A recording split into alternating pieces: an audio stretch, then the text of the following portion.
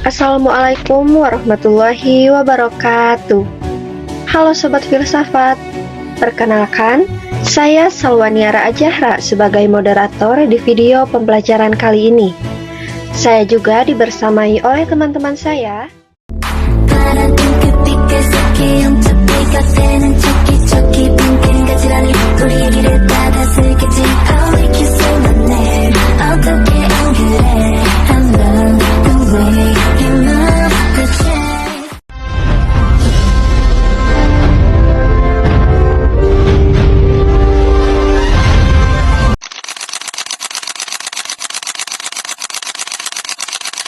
Nah, Sobat Filsafat, pernah kepikiran tidak contohnya seperti ini?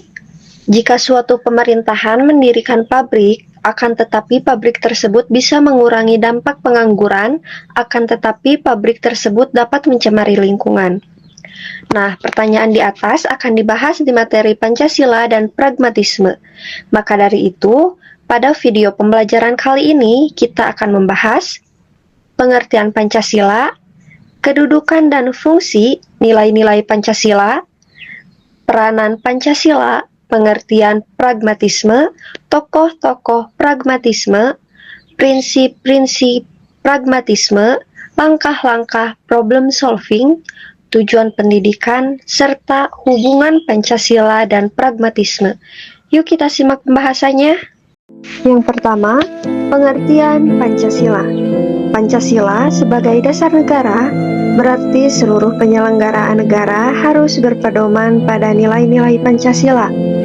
Pancasila sebagai ideologi negara berarti menjadi cita-cita, tujuan, dan pedoman dalam kehidupan berbangsa dan bernegara. Pancasila juga sebagai pandangan hidup bangsa berarti menjadi petunjuk bagi masyarakat Indonesia dalam bersikap dan bertindak sehari-hari. Nilai-nilai Pancasila berasal dari budaya, adat istiadat, dan nilai-nilai religius yang telah lama hidup dalam masyarakat Indonesia. Pancasila juga menjadi dasar dan sumber dari segala sumber hukum, sehingga semua peraturan tidak boleh bertentangan dengan Pancasila. Selanjutnya, ada kedudukan dan fungsi Pancasila. Yang pertama, sebagai dasar negara, menjadi landasan dalam penyelenggaraan pemerintahan dalam kehidupan berbangsa dan bernegara. Yang kedua, sebagai pandangan hidup bangsa, menjadi pedoman masyarakat dalam menentukan sikap dan perilaku. Ketiga, sebagai ideologi negara, menjadi cita-cita dan arah pembangunan bangsa Indonesia. Keempat, sebagai jiwa dan kepribadian bangsa, mencerminkan karakter dan identitas bangsa Indonesia. Kelima, sebagai pemersatu bangsa, menyatukan masyarakat Indonesia yang beragam suku, agama, ras, dan budaya. Yang keenam, sebagai sumber hukum nasional, menjadi dasar pembentukan seluruh peraturan perundang-undangan di Indonesia. Adapun nilai-nilai Pancasila. Sila ke-1, ketuhanan yang Maha Esa, mengajarkan kepercayaan kepada Tuhan, serta menghormati kebebasan setiap orang dalam beragama dan beribadah. Contohnya, tidak mengganggu orang yang sedang beribadah dan menghormati perbedaan agama. Sila kedua, kemanusiaan yang adil dan beradab, mengajarkan penghormatan terhadap hak, martabat, dan kedudukan setiap manusia. Contohnya, membantu teman yang kesulitan dan tidak melakukan perundungan atau bullying. Sila ketiga, persatuan Indonesia, mengajarkan pentingnya menjaga persatuan dan kesatuan dalam keberagaman. Contohnya, berteman tanpa membedakan suku, agama, atau daerah asal. Sila keempat, kerakyatan yang dipimpin oleh hikmat, kebijaksanaan dalam permusyawaratan perwakilan, mengajarkan penyelesaian masalah melalui musyawarah untuk mencapai mufakat. Contohnya, mengadakan rapat kelas untuk menentukan ketua kelas. Dan yang kelima atau sila kelima, keadilan sosial bagi seluruh rakyat Indonesia, mengajarkan sikap adil serta pemerataan kesejahteraan bagi seluruh masyarakat. Contohnya, membagikan tugas kelompok secara adil dan tidak pilih kasih. Jadi, Pancasila merupakan dasar negara, ideologi dan pandangan hidup bangsa Indonesia yang berfungsi sebagai pedoman dalam kehidupan bermasyarakat, berbangsa dan bernegara. Nilai-nilai dalam setiap sila menjadi pedoman untuk mewujudkan kehidupan yang harmonis, bersatu, demokratis, dan berkeadilan. Selanjutnya ada peranan Pancasila diantaranya. Yang pertama, menjadi pedoman dalam kehidupan bermasyarakat, berbangsa dan bernegara. Yang kedua, menjadi identitas bangsa Indonesia. Yang ketiga, menjaga keutuhan Negara Kesatuan Republik Indonesia atau NKRI. Keempat, menjadi dasar dalam pembentukan peraturan perundang-undangan. Kemudian, ada pengertian pragmatisme. Pragmatisme berasal dari kata Yunani yaitu pragma yang berarti perbuatan atau action atau tindakan atau praktis. Isme itu sendiri berarti aliran atau ajaran atau paham. Oleh karena itu, pragmatisme merupakan sebuah paham atau ajaran yang menekankan bahwa pemikiran menuruti tindakan. Pragmatisme memandang bahwa kriteria kebenaran ajaran adalah faedah atau manfaat. Ada tokoh pragmatisme juga yaitu John Dewey. John Dewey merupakan salah satu tokoh filsafat pragmatis yaitu paham yang berusaha menengahi tradisi empiris dan tradisi idealis dan menghubungkan hal yang sangat berarti dalam keduanya. Pragmatisme adalah suatu sikap, metode, dan filsafat yang memakai akibat praktis dari pikiran dan kepercayaan sebagai ukuran untuk menetapkan nilai-nilai kebenaran. Baik teman-teman, selanjutnya saya akan menjelaskan tentang prinsip-prinsip pragmatisme menurut John Dewey serta langkah-langkah pemecahan masalah yang beliau kemukakan. Nah, menurut beliau, pendidikan tidak hanya berfokus pada teori, tetapi juga pada pengalaman nyata. Prinsip pertama adalah learning by doing atau belajar melalui praktik langsung. Artinya, peserta didik akan lebih mudah memahami materi jika mereka terlibat langsung dalam kegiatan pembelajaran, bukan hanya mendengarkan penjelasan dari guru saja.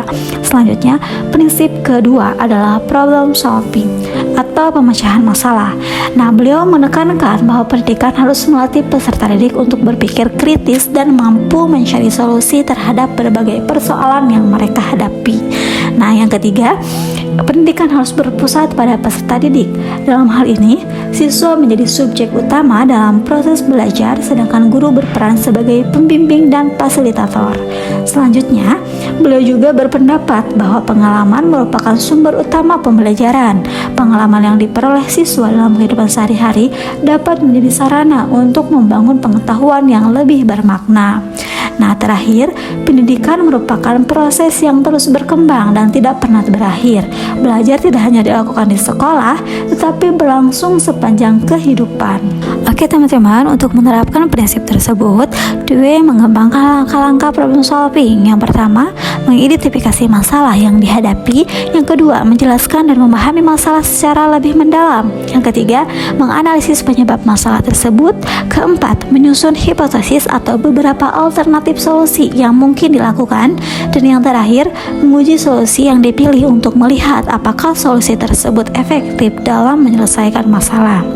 Nah, melalui langkah-langkah ini, peserta didik tidak hanya memperoleh pengetahuan tetapi juga keterampilan berpikir kritis dan kemampuan memecahkan masalah dalam kehidupan nyata. Baik, yang selanjutnya yaitu ada tujuan pendidikan menurut John Dewey. Yang pertama yaitu ada membentuk individu yang kreatif, kritis, dan mampu beradaptasi. Menurut Dewey, pendidikan tidak hanya bertujuan menghafal pengetahuan, tetapi melatih peserta didik untuk berpikir kritis dalam menghadapi masalah. Siswa juga harus kreatif, mencari solusi, dan mampu menyesuaikan diri dengan perubahan yang terjadi di masyarakat maupun perkembangan zaman. Yang kedua yaitu ada membantu peserta didik menghadapi tantangan kehidupan nyata. Pendidikan harus berkaitan dengan kehidupan sehari-hari. Apa yang dipelajari di sekolah harus dapat diterapkan untuk menyelesaikan masalah nyata yang akan dihadapi siswa, lingkungan kerja, masyarakat maupun keluarga. Yang ketiga, yaitu ada menjadikan sekolah sebagai miniatur masyarakat demokratis. Dewey menganggap sekolah sebagai tempat siswa belajar hidup bermasyarakat. Di sekolah, siswa diajarkan bekerja sama, menghargai pendapat orang lain, berdiskusi, dan mengambil keputusan bersama. Dengan begitu, mereka terbiasa menjalankan nilai-nilai demokrasi. Yang keempat, yaitu ada mengembangkan kemampuan berpikir dan bertindak secara mandiri. Nah, pendidikan harus membuat peserta didik mampu mengambil keputusan sendiri berdasarkan pemikiran yang rasional. Siswa tidak hanya bergantung pada guru, tetapi aktif mencari informasi, menganalisis masalah, dan menentukan tindakan yang tepat. Nah, lalu apa sih hubungan Pancasila dan pragmatisme? Yang pertama yaitu Pancasila memberikan nilai dan arah moral dalam kehidupan bangsa Indonesia. Pancasila ini menjadi pedoman atau dasar dalam membentuk mana yang baik dan benar dalam kehidupan bermasyarakat, berbangsa, dan bernegara. Nilai-nilai seperti ketuhanan, kemanusiaan, persatuan, demokrasi, dan keadilan menjadi tujuan yang harus dicapai. Yang kedua, pragmatisme memberikan cara atau metode untuk menerapkan nilai-nilai tersebut dalam kehidupan nyata. Jika Pancasila berisi nilai-nilai ideal, maka pragmatisme membantu mewujudkan nilai tersebut melalui tindakan nyata dan pengalaman langsung. Fokus pragmatisme ini adalah bagaimana suatu nilai dapat diterapkan dan memberikan manfaat bagi masyarakat. Yang ketiga yaitu ada nilai musyawarah dalam sila keempat sejalan dengan konsep demokrasi John Dewey. Sila keempat menekankan musyawarah untuk mencapai mufakat. Hal ini sesuai dengan pemikiran Dewey yang menekankan pentingnya diskusi, partisipasi aktif, dan kerjasama dalam pengambilan keputusan di masyarakat demokratis. Yang keempat, ada nilai kemanusiaan dan keadilan sosial dapat diwujudkan melalui pendidikan yang berorientasi pada pemecahan masalah sosial. Pragmatisme ini mengajarkan bahwa pendidikan harus membantu menyelesaikan persoalan yang ada di masyarakat, seperti kemiskinan, ketidakadilan, atau diskriminasi. Dengan demikian, nilai kemanusiaan dan keadilan sosial dalam Pancasila dapat diwujudkan secara nyata. Yang terakhir, ada pendidikan Pancasila dapat lebih efektif apabila menggunakan pendekatan pragmatis. Contohnya, melalui metode learning by doing atau belajar melalui praktik dan problem solving atau pemecahan masalah. Siswa tidak hanya belajar teori Pancasila, tapi juga menerapkan nilai-nilainya dalam kehidupan berhari seperti kerja bakti, musyawarah kelas, atau kegiatan sosial. I just had to let you know you're She had me, baby, she